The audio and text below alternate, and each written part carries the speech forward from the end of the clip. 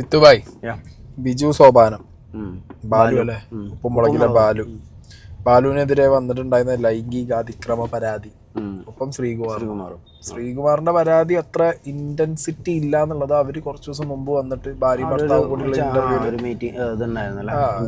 ഉണ്ടായിരുന്നു. അത് അവർ പറഞ്ഞിട്ടുണ്ടായിരുന്നു. പിന്നെ ഇൻഡിവിജ്വലി അവരുടെ ചാനലിൽ ഒരു വീഡിയോ ഇട്ടിട്ട് അതിൽ എന്ത് ചെയ്തിട്ടുണ്ട്, കുറച്ച് കാര്യങ്ങൾ പറയുന്നുണ്ട്. പക്ഷേ ഇപ്പൊ ശ്രീകുമാറും വൈഫും ആണെങ്കിലും ബിജു സോപാനം ബാലു ആണെങ്കിലും ഇവർക്ക് ആർക്കും എനിക്കറിയില്ല ഈ കേസ് കഴിഞ്ഞിട്ടാണോ ഇവർ സംസാരിക്കുന്നത്, കോർട്ടിൽ നിന്ന് എന്തെങ്കിലും ഒരു വിധി വന്നിട്ടുണ്ടോ, എന്താ വിഷയങ്ങൾ ചിലപ്പോ അവര് ചോദിച്ചു കാണും. അവർ അഡ്വക്കേറ്റ്സിനോട് കാര്യങ്ങളൊക്കെ ചോദിച്ചിട്ടായിരിക്കും ചിലപ്പോൾ സംസാരിക്കുന്നത്.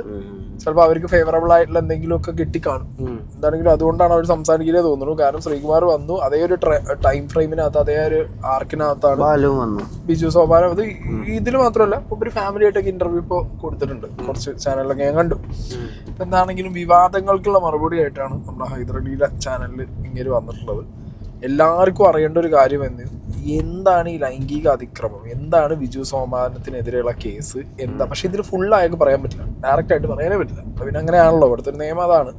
എന്നാലും നമുക്ക് മനസ്സിലാവാൻ പറ്റുന്ന രീതിയിൽ എന്തുണ്ട് കാര്യങ്ങൾ പറഞ്ഞു വെക്കുന്നുണ്ട്, നമുക്ക് നോക്കാം.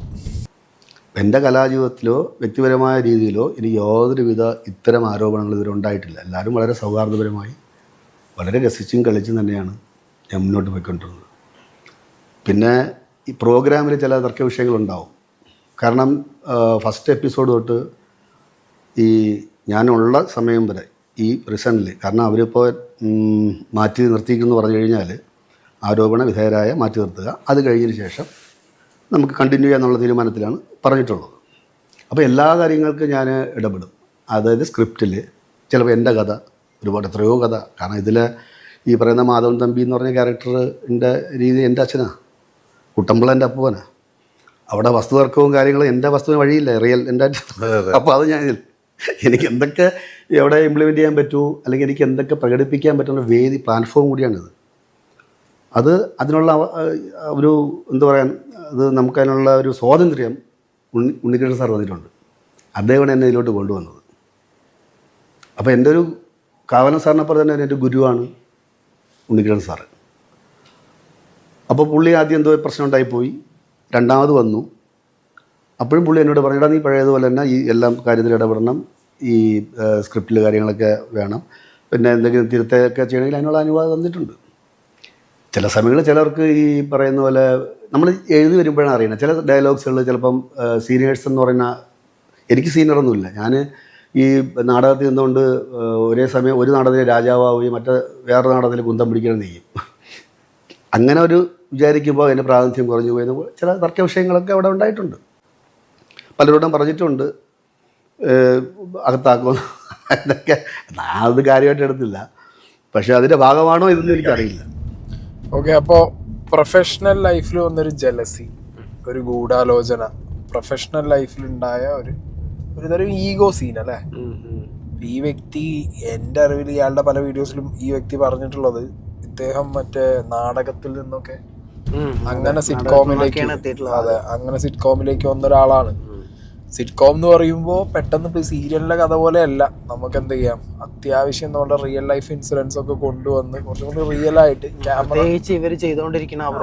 ക്യാമറ ഒക്കെ വെച്ചത് മറന്നുപോയിട്ട് ആ ഒരു ഫ്ലോയിൽ അങ്ങോട്ട് ഒരു വീട്ടിൽ എങ്ങനെയാണോ അച്ഛനും അമ്മയും മക്കളും, അതാണല്ലോ ഉപ്പുമുളകിന് ഇത്ര ഫാൻ ബേസ് കൂടാൻ കാരണം. മാത്രമല്ല അവരിന് മുന്നേ പറഞ്ഞിട്ടുണ്ട് അതിന് സ്ക്രിപ്റ്റുകളൊന്നും അങ്ങനെ എല്ലാ സ്ക്രിപ്റ്റൊന്നും അല്ല, ഒരു സിറ്റുവേഷൻ കൊടുത്തിട്ട് അവരത് ആക്ട് ചെയ്യാന്നുള്ളതൊക്കെ മുന്നേ ഇന്റർവ്യൂസ് ഒക്കെ പറഞ്ഞു. സോ അങ്ങനത്തെ ഒരു സംഗതിയിൽ ഇപ്പൊ ഈ വ്യക്തി ഒരു നടൻ എന്നുള്ള നിലയ്ക്കാണ് ആ ഒരു പ്ലേയിൽ വരുന്നത്. നടനേക്കാൾ ഉപരി അതിന്റെ സ്ക്രിപ്റ്റിലോ അല്ലെങ്കിൽ അതിന്റെ സിറ്റുവേഷനിലുള്ള ഡയലോഗ് മേക്കിങ്ങിലോ അതിന്റെ ബാക്കി കാര്യങ്ങളിലൊക്കെ ഇടപെടുമ്പോൾ സിനിമയിലെ പോലെ തന്നെ ഒരു പ്രൊഫഷൻ്റെ അകത്ത് ജലസി ഉണ്ടാവുമല്ലോ. അത് ജൂനിയർ സീനിയർ ജലസി ആവാം, ഇല്ലെങ്കിൽ ഈ പറഞ്ഞ പോലെ ഇമ്പോർട്ടൻസ് ആയിരിക്കാം കൂടുതൽ അല്ലേ, ആരാണ് ഇതിൽ ഇമ്പോർട്ടൻറ്റ്, അങ്ങനത്തെ പല പവർ പൊസിഷൻ ഉണ്ടാവുമല്ലോ ഒരു പ്രൊഫഷൻ്റെ അകത്ത്. അപ്പം അത് അങ്ങോട്ടും ഇങ്ങോട്ടും ഷിഫ്റ്റ് ആവുമ്പോഴോ അല്ലെങ്കിൽ ഒരാൾക്ക് കൂടുതൽ സ്വാതന്ത്ര്യം കിട്ടുന്നത് കാണുമ്പോഴൊക്കെ വരുന്ന പ്രൊഫഷണൽ ജലസീന് ഇതിൽ പറഞ്ഞ കേട്ടോ ഈ വ്യക്തി ലാസ്റ്റിലേക്ക് ബാലു നിന്നെ അകത്താക്കുന്നൊക്കെ പറഞ്ഞിട്ട് ഞാനത് കാര്യമാക്കിയിട്ടില്ല. അപ്പൊ ഉപ്പും മുളകും ഇതിനു മുമ്പും കുറെ സീരിയസ് അലിഗേഷൻസ് ഇഷ്യൂസ് നമ്മൾ പറഞ്ഞു കേട്ടിട്ടുണ്ട്. ഈ ഒരു വിഷയം വന്നപ്പോൾ ഉപ്പും മുളകിൽ ഇതാ നടക്കുന്നത് ലൈംഗിക അതിക്രമം. ഇവര് മൊത്തം ഞാൻ പറഞ്ഞു കേട്ടെന്ന് എന്താ മനസ്സിലായത് അറിയോ? അല്ലെങ്കിൽ ഗ്രൂപ്പ് കളിയോ ഒരുമാതിരി കോൺഗ്രസ് പാർട്ടി പോലെ ഫുള്ള് ഗ്രൂപ്പാണ് അതിനകത്ത്, എന്നിട്ട് തമ്മിലടി ആണ് വിഷയം തോന്നുന്നു എനിക്ക്. ഇപ്പം സംസാരിക്കാൻ എനിക്ക് സമയമായി, ഇതിനെപ്പറ്റി സംസാരിക്കാം, അതിന് പരിധിയുണ്ട്. പിന്നെ പറഞ്ഞിരിക്കുന്ന കാര്യം എന്ന് പറഞ്ഞു കഴിഞ്ഞാൽ ലൈംഗിക അതിക്രമം. അത് നമുക്ക് സൂക്ഷിച്ച് നോക്കിയാലോ, എത്ര മിനിറ്റ് ചടച്ചു നോക്കിയാലോ, കൈ ഓങ്ങിയാലോ ഒക്കെ ലൈംഗിക അതിക്രമമാണല്ലോ. ഋഷിയാസിംഗ് ഇത്ര സെക്കൻഡ് നോക്കിയാൽ ലൈംഗിക. പക്ഷേ ഈ ലൈംഗിക അതിക്രമത്തിനൊപ്പം ഇത് വീഡിയോയിൽ പകർത്തി എന്നുള്ളതാണ്. അങ്ങനെയാണ് കേസ്. അപ്പോൾ ഞാനിതൊക്കെ കണ്ട് നമ്മളെ മിഥുനത്തിലെ ഇന്നസെൻ്റ് എണ്ണപ്പോലെ ഇങ്ങനെ നിൽക്കുകയെന്ന് പറഞ്ഞു കഴിഞ്ഞാൽ അത്ര ധൈര്യമുള്ളതുകൊണ്ടാണ് ഞാൻ ഇങ്ങനെ നിൽക്കുന്നതാണ്. കാരണം ഈ വീഡിയോ മൊബൈൽ ഞാൻ ഒളിപ്പിച്ച് വെച്ചിട്ടുണ്ടോ? ഇല്ല. അത് അന്വേഷണ ഉദ്യോഗസ്ഥന്മാർക്ക് ഞാൻ കൈമാറി, അവരത് എൻ്റെ അകത്ത് നോക്കട്ടെ. ഡിലീറ്റ് ചെയ്താലും കണ്ടുപിടിക്കാം. ഡിലീറ്റ് എന്ത് ചെയ്താലും കണ്ടുപിടിക്കാം. അപ്പോൾ അത് വരട്ടെ. അപ്പോൾ അതിനോട് സമയം എനിക്ക് തരണം അല്ലേ? അത് വരട്ടെ. അപ്പം പിന്നെ എല്ലാം എന്താണ് തെളിയില്ലേ എന്താണ്. അപ്പോൾ ഈ അവിടെ ഒരു ഗൂഢാലോചനയുടെ ഫലമായിട്ട് ഇത് ചെയ്തതാണോ, വ്യക്തിപരമായ താല്പര്യം കൊണ്ട് ചെയ്തതാണോ, അതോ ഇനി ആരെങ്കിലും പറഞ്ഞു ചെയ്യിപ്പിച്ചതാണോ? ഇനിയിപ്പോൾ എന്തെങ്കിലും ഒരു പ്രശ്നങ്ങൾ വരുമ്പോൾ ചിലർ അന്തം വിട്ട എന്ത് ചെയ്യുമെന്ന് പറയുമ്പോൾ അങ്ങനെ ചെയ്തതാണോ ഒന്നും അറിയില്ല. പക്ഷേ ഇത് നമ്മൾ നിയമപരമായിട്ട് നേരിട്ടല്ലേ പറ്റൂ. ഒരു കാര്യം അറിയാം, ഒരു സ്ത്രീയാണ് പരാതി കൊടുക്കുന്നത് അല്ലേ? ലൈംഗിക അതിക്രമ പരാതിയിൽ സ്ത്രീ പറഞ്ഞ മൊഴി അനുസരിച്ചിട്ടാണ് മൊബൈൽ ഫോണിൽ ദൃശ്യങ്ങൾ പകർത്തി എന്നുള്ളൊരു കാര്യം വന്നതും. അല്ല, ലൈംഗിക ആക്രമണം ചെയ്തു, അതിന്റെ കൂടെ അത് മൊബൈലിൽ പകർത്തി. അതെ, ഈ വ്യക്തി ഇപ്പൊ പറയുന്നത് കേൾക്കുമ്പോൾ ലൈംഗിക അതിക്രമം ഇത് ദൃശ്യം പകർത്തി, അതല്ല, ലൈംഗികാതിക്രമം നടന്നു, അത് ദൃശ്യം പകർത്തിയത് ഫോണിലാണ്. ഇപ്പോൾ കുറെ കേസുകളിൽ പല പ്രമുഖരും ഫോണ് തലേ ദിവസം മാറ്റിയിട്ട് ഡമ്മി ഫോണൊക്കെ കൊടുക്കുന്ന പരിപാടികളൊക്കെ ഉണ്ട്. ഇവിടുത്തെ എത്രയോ കേസുകൾ സ്റ്റിൽ ഇപ്പൊ അത് നടന്നുകൊണ്ടിരിക്കുന്നുണ്ട്.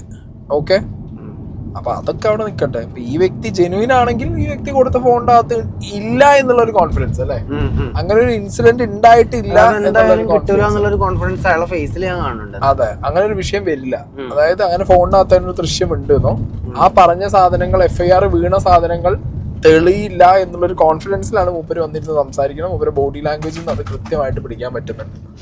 ഇതിൽ വേറൊരു കാര്യം എന്താ വെച്ചെങ്കിൽ ഇപ്പോഴും ലൈംഗിക അതിക്രമം നടന്നു എന്ന് പറഞ്ഞ് കേസ് കൊടുത്ത വ്യക്തിയുടെ സിറ്റുവേഷൻ കൊണ്ട് കൊടുത്തതായിരിക്കാം എന്നുള്ളൊരു ടോണിൽ സംസാരിക്കുന്നുണ്ട്. അപ്പൊ അത് എന്താണ് സിറ്റുവേഷൻ, എന്തുകൊണ്ട് ആ സിറ്റുവേഷൻ വന്നു, കേസ് കഴിഞ്ഞു കഴിഞ്ഞാൽ ഇങ്ങനെ ഇപ്പൊ ഈ പറഞ്ഞ പോലെ അതിനൊക്കെ ഒരു ഉത്തരം പറഞ്ഞാൽ കുറച്ചുകൂടി ക്ലാരിറ്റി കിട്ടില്ല. കാരണം സൊസൈറ്റിക്കകത്ത് കുറെ ഫേക്ക് കേസുകൾ ഇപ്പൊ ഉണ്ടാവുന്നുണ്ട്.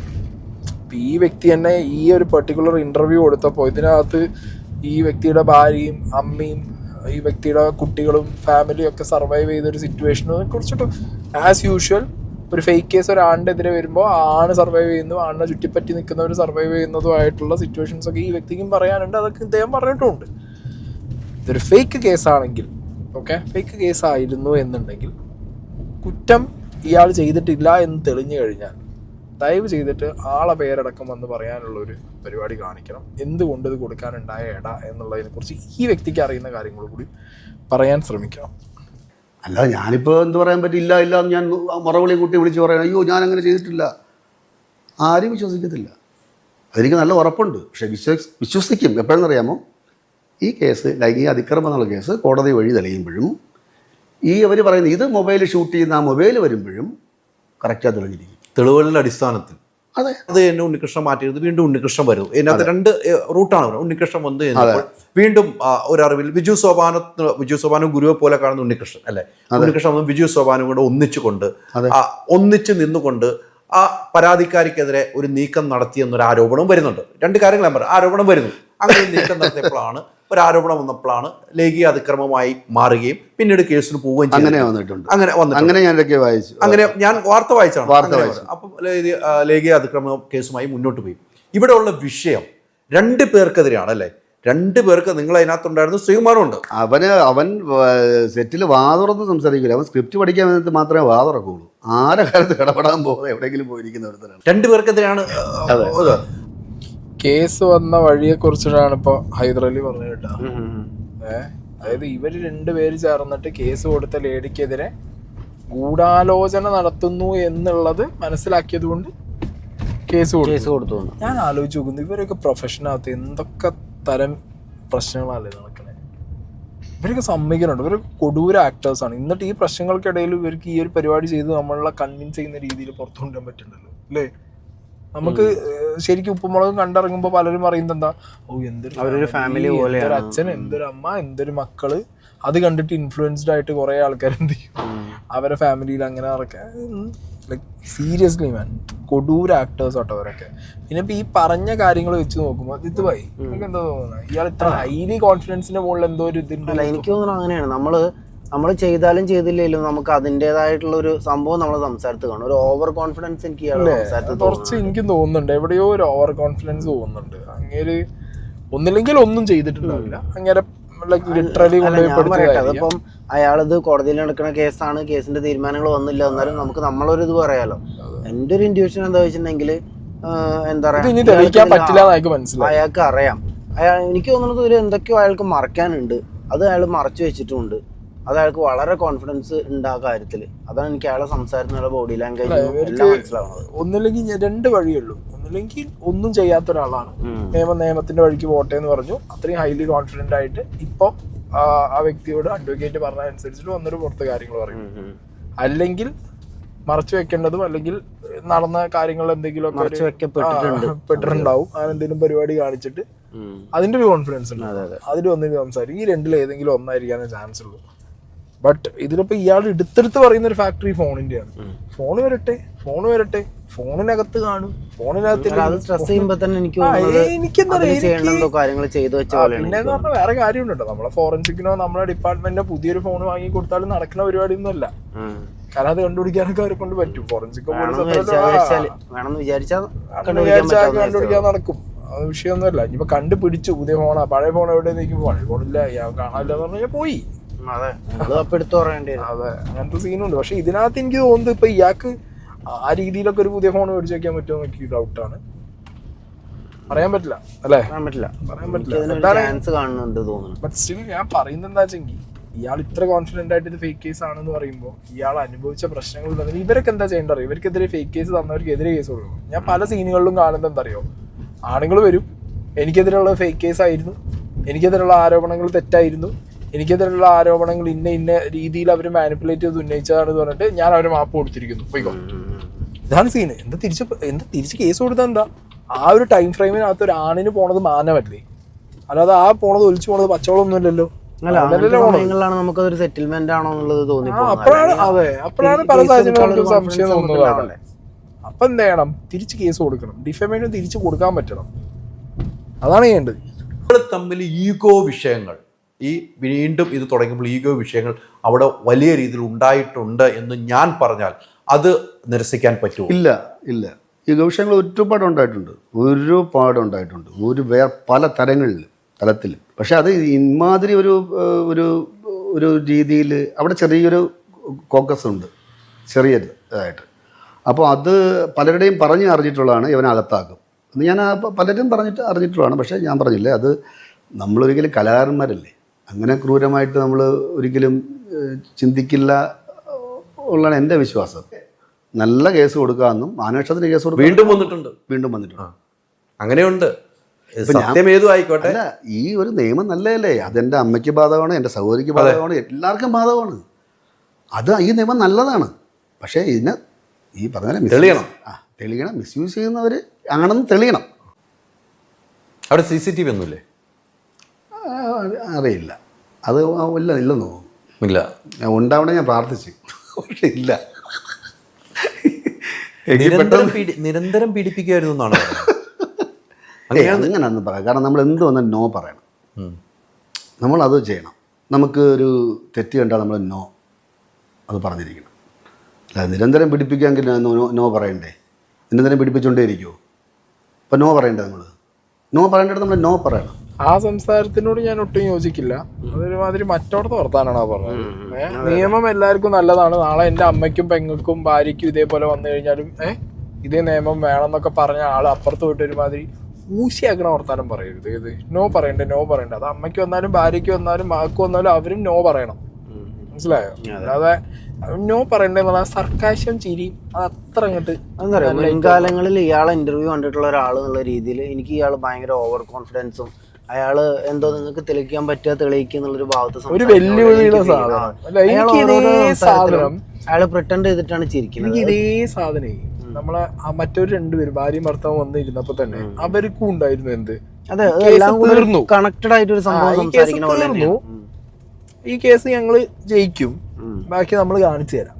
ഈ ഒരു സ്കീം ഇതിനകത്ത് ഇപ്പൊ ഇവര് പറഞ്ഞ പോലെ ചിലപ്പോ ഇവർക്കെതിരെ ഫാബ്രിക്കേറ്റ് ചെയ്ത കേസ് ആയിരിക്കാം. പക്ഷെ ഇവരെന്താ പറയാ, നമ്മളോടല്ല സംസാരിക്കുന്നത്, അല്ല ഇത് സ്ത്രീനോടാണ് സംസാരിക്കുന്നത്. കേസ് കൊടുത്ത സ്ത്രീയോ ആ സ്ത്രീയെ കൊണ്ട് കേസ് കൊടുപ്പിച്ചു എന്ന് ഇവര് വിചാരിക്കുന്ന ഒരു കോക്കസ്, അവരോടാണ് ഇവർ സംസാരിക്കുന്നത്. പക്ഷെ ഞാൻ ആലോചിക്കുന്നത്, ഒരു സ്ത്രീയെ കൊണ്ട് ഗൂഢാലോചന നടത്തി ഇവർക്കെതിരെ കേസ് കൊടുപ്പിക്കാൻ മാത്രം ഈ ഉപ്പും മുളകും എന്തോന്നാണ് ഇത്, ഓസ്കാറിന് പോയ സിനിമയാ.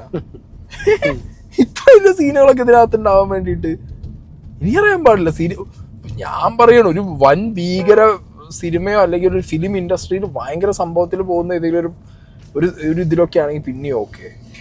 ആഫ്റ്റർ ഓൾ ഞാൻ ഇത് ചെറുതായിട്ടോ കുറച്ചോ കാണുന്നതല്ല, ബട്ട് ഞാൻ ചോദിക്കുന്നത് ഇതിനകത്ത് ഇത്ര വലിയ ഗൂഢ സംഘങ്ങളായിട്ടൊരു സിറ്റ്കോം പ്രോഗ്രാമിന്റെ അകത്ത് ഇരുന്നുകൊണ്ട് ഒരു അപ്പൊ ചാനലിലൊക്കെ എന്തൊക്കെ നടക്കും. ഞാൻ വിചാരിക്കുന്നത് ഒരു ഫാമിലി ഇങ്ങനെ ആവണം, മാതൃകാ ഫാമിലി ആയിട്ട് ഇവര് ജനങ്ങളെ കാണിച്ച് പറ്റിക്കായിരുന്നില്ല ഇത്രയും കാലം എന്നാ ഞാൻ ആലോചിക്കുന്നത്. പിന്നെ ഇത്തരം കാര്യങ്ങൾ ഇതിന്റെ ഉള്ളിൽ നടന്നിട്ട് നമ്മളെ വേറൊരു രൂപം കാണിച്ചിട്ടല്ലേ പറ്റിച്ചോണ്ടിരുന്നുണ്ടായിരുന്നു.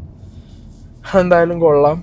ഇവരിപ്പോ ഈ പറഞ്ഞ പോലെ മാനനഷ്ടത്തിന് കേസ് കൊടുക്കേ, ഈ ഇത് സംഗതി തെളിഞ്ഞ് പുറത്തു വരുമ്പോൾ ഏത് ലേഡിയാണ്, ഏത് കോക്കസ് ആണ്, ഏത് ഗ്രൂപ്പ് ഓഫ് ആളുകളാണ് ഇവർക്കെതിരെ കേസ് കൊടുത്തത്, എന്തിനു വേണ്ടിയിട്ടായിരുന്നു ആ കേസ് കൊടുക്കല്, ആ കേസ് കൊടുത്തത് കൊണ്ട് അവർക്ക് എന്ത് ലാഭം എന്നുള്ള കാര്യങ്ങളൊക്കെ പറയാൻ പറ്റുമെങ്കിൽ പറഞ്ഞാ അപ്പോഴേ നമുക്ക് നാട്ടുകാർക്ക് മനസ്സിലാവും. അല്ലെങ്കിൽ ഞങ്ങള് നാട്ടുകാർ ഈ പറഞ്ഞ പൊട്ടനാട്ടം കണ്ട പോലെ ഇരുന്നിട്ടല്ലേ. അതെ, എത്ര കാലം സീരിയലിൽ കാണിച്ച പോലെ തന്നെ നിങ്ങൾ വന്നിട്ട് നിങ്ങൾക്ക് ആരോടെങ്കിലും എന്തെങ്കിലും പറയണ്ടെങ്കിൽ ചാനലിൽ വിളിച്ച് ഇന്റർവ്യൂ കൊടുത്തിട്ട് നിങ്ങൾ അയാളോട് പറയുന്ന പോലെ നാട്ടുകാരോടാണ് പറയും. ഇന്ന് അത് എത്തേണ്ടോടത്ത് എത്തും. നമ്മളെ ആണേ തലവേ എന്നടാ തമ്പി എങ്ങനെ പേസാറ്, തമ്പി സാധാരണ എങ്ങനെ ചെയ്യല്, ഞാൻ ഉങ്കിട്ട ഷോൾഡർ എന്ന് പറഞ്ഞിട്ട് ചൊല്ലുന്നത് വേറെ ആൾക്ക് കിട്ടിയായിരിക്കും. അപ്പൊ ആ പരിപാടിയാണ് ഇപ്പൊ സത്യം പറഞ്ഞത് കണ്ടത്. എന്തായാലും കൊള്ളാം അല്ലേ, തീർച്ചയായിട്ടും കാണാം.